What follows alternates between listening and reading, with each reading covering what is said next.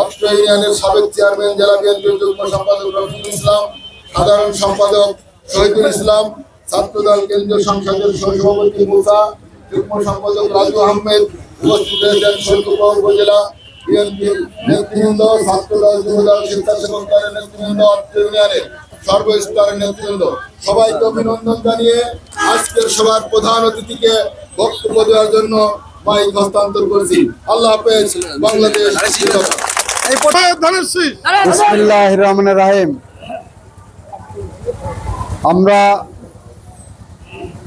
আজকে সারাদিন বিভিন্ন কর্মসূচি পালন করেছি, যেটা আমাদের বিপ্লবী সাধারণ সম্পাদক হুমায়ুন বাবর ফিরোজ সাহেব বলেছেন। এখানে গণসংযোগের নির্বাচনী গণসংযোগের জন্য বাজারে এসেছিলাম। তাৎক্ষণিকভাবে আপনাদের যে উৎসাহ উদ্দীপনা দেখলাম, আমাদের প্ল্যান ছিল ঘরে ঘরে যে হাতে হাতে হাত মিলানো, কিন্তু এই পরিবেশ এখানে আর একদিন আবার এসে আমরা প্রত্যেকটা দোকানে যে হাত মেলানোর চেষ্টা করব। আজকে এখানে যারা উপস্থিত আছেন তারা শুধু ধানের শীষের ভোটার নন, তারা ধানের শীষের কর্মী, তারা ধানের শীষের নেতা, তারা ভোট আহরণকারী। সুতরাং আপনারা প্রতিটা ঘরে ঘরে যে বিনয়ের সাথে মানুষের কাছে ভোট চান, ভোটারের কাছে ভোট চান, তার যে মতাদর্শই থাক না কেন, যে দলই করুক না কেন অতীতে বা বর্তমানে, আপনি তার কাছে ভোট ভিক্ষা করেন। তার কাছে যে বলেন এবারের সময় অ্যাডভোকেট আসাদুজ্জামান সাহেবের, এবারের সময় ধানের শীষের, এবারের সময় বিএনপির, আপনারা ধানের শীষে একটা ভোট দিলে বাংলাদেশ মৌলবাদ মুক্ত হবে। ধানের শীষে একটা ভোট দিলে বাংলাদেশের স্বাধীনতা সার্বভৌমত্ব অক্ষুণ্ণ থাকবে। ধানের শীষে একটা ভোট দিলে আমার পতাকা কোনো শকুনে খামচে ধরতে পারবে না। এটা সবার ঘরে ঘরে বলেন।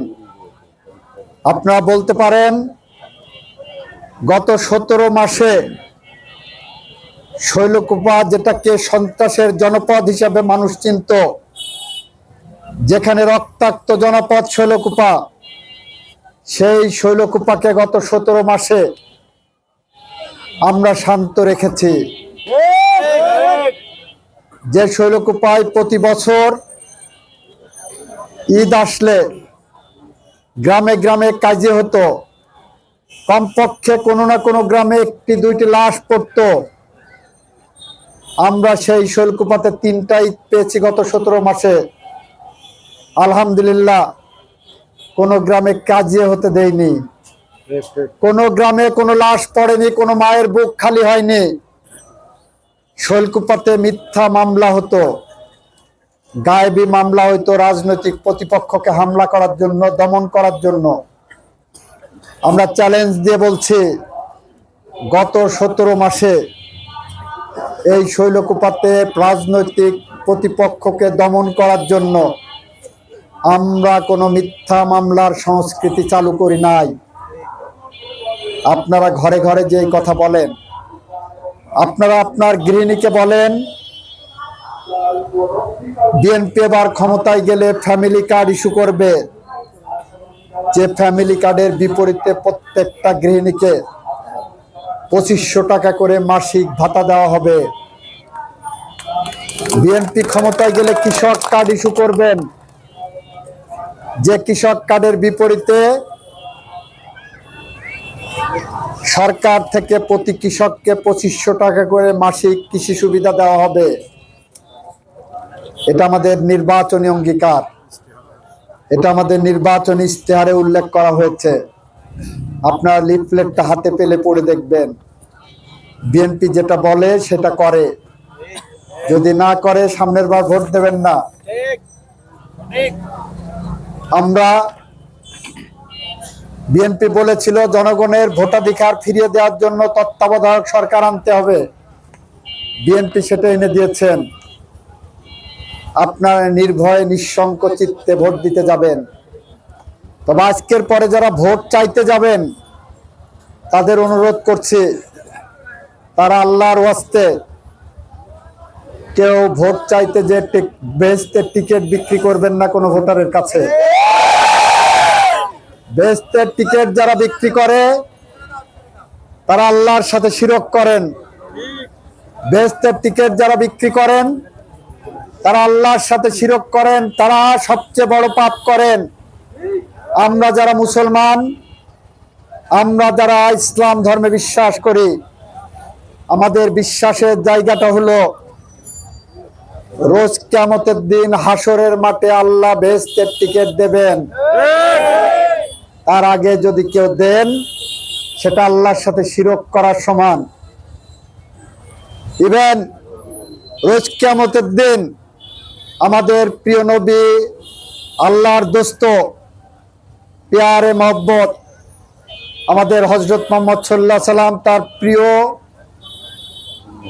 উম্মতের জন্য টিকিট দিতে পারবেন না, উনি শুধু সুপারিশ করতে পারবেন। অথচ একটি রাজনৈতিক দল বেহেশতের টিকিট বিক্রি করছেন। আপনারা দেখবেন কয়েকদিন আগে ঢাকার পল্লবীতে 5 জন বোরখা পরা মহিলা ভোট চাইতে ঢুকেছেন দাঁড়িপাল্লার।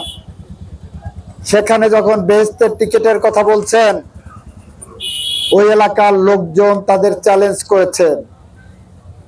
2 জন দৌড়ে পালান, বাকি 3 জনকে এলাকার লোকজন আটক করেন। পরে জামাতের নেতারা এসে নিঃশর্ত ক্ষমা প্রার্থনা করে তাদেরকে উদ্ধার করেন। আপনারা বেহেশতের টিকিট থেকে সাবধান থাকবেন। সম্প্রতি দেখেছেন যারা ফেসবুক ব্যবহার করেন, ঝালকাঠি জেলার জামাতের এমপি ক্যান্ডিডেট তিনি প্রকাশ্য জনসমক্ষে বলেছেন, যারা সিগারেটের সুকটান দিতে দিতে দাড়িপাল্লায় ভোট দেবেন তাদের অতীতের সব গুনাহ নাকি মাফ হয়ে যাবে। নাউজুবিল্লাহ মিন যালিক। এটা কোনো কথা? এটা আপনার ফেসবুক খুললে দেখবেন। সুকটান সিগারেটে দেবেন আর দাড়িপাল্লায় ভোট দেবেন। ইসলামের নামে, ধর্মের নামে এ ধরনের ভণ্ডদের থেকে আপনারা সাবধান হবেন। আমরা বলতে চাই, আপনারা যখন ভোট চাইতে যাবেন নিজে সতর্ক থাকবেন যাতে ধর্মের এরকম অপব্যাখ্যা না করেন, যাতে আল্লাহর সাথে শিরক না করেন। একইভাবে আপনার আশেপাশে সবাইকে সতর্ক করে দেবেন কেউ যাতে ভোট চাইতে এসে এভাবে আল্লাহর সাথে শিরক না করেন। এটা পারবেন তো সবাই? পারবেন? আপনারা পারবেন না? না, হাত ওঠেনি। এই কথা বলে আমি আমার বক্তব্য শেষ করছি। খোদা হাফেজ।